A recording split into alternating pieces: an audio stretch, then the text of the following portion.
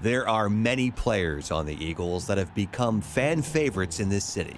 Some have spent their careers showing off their skills to the fans of Philadelphia. Others have left the nest far too early for a myriad of reasons. That's why this week's Top 5 focuses on the top 5 players whose stay was too short.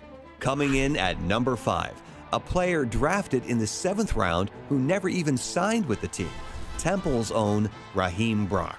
Raheem Brock would have been a guy we were talking about as one of the ultimate steals in the draft for where you got him. You know, perfect Philadelphia story. Dad played for the Eagles, grew up in North Philly, went to Temple. You're thinking this is a home run. And he ends up walking, for monetary reasons and has an unbelievably successful career in Indianapolis and Seattle. He's a guy who should have probably to this day still been in an Eagles uniform. Coming in at number 4, a player who had fans singing his praises until he returned as a Cowboy, Terrell Owens. And I know it was his own fault, but he has to be on that list. You know, the Eagles, 3 straight years making it to the NFC Championship game. And everybody was yelling and screaming, can we get a wide receiver in here, please? And all of a sudden, the Eagles go out there and make the trade and land Terrell Owens. Yeah, and his stay was too short.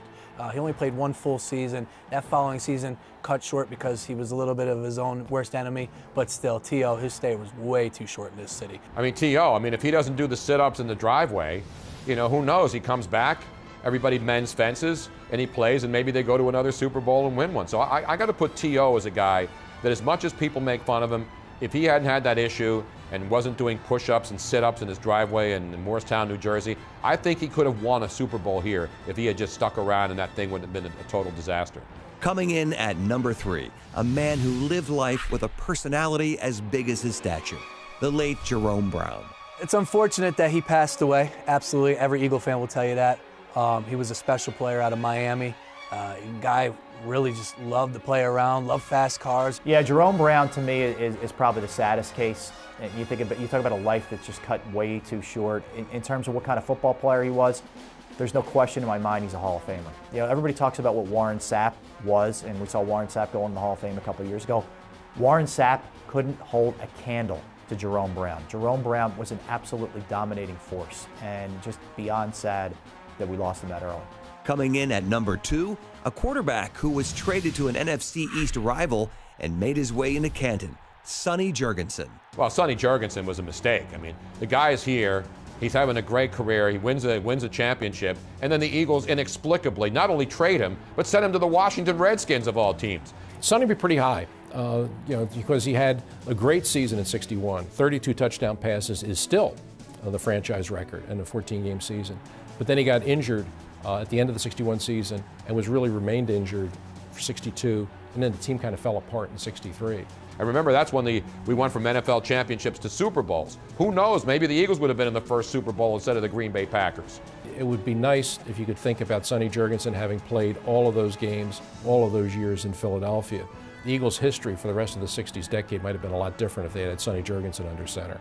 And coming in at number 1, a man who got cut and changed his career, Hall of Fame wide receiver Cris Carter. Cris Carter, to me, is a bit of a different case. You hated to see him go. At the time, we're all screaming, what is Buddy Ryan doing? He has the infamous line, all he does is catch touchdown passes.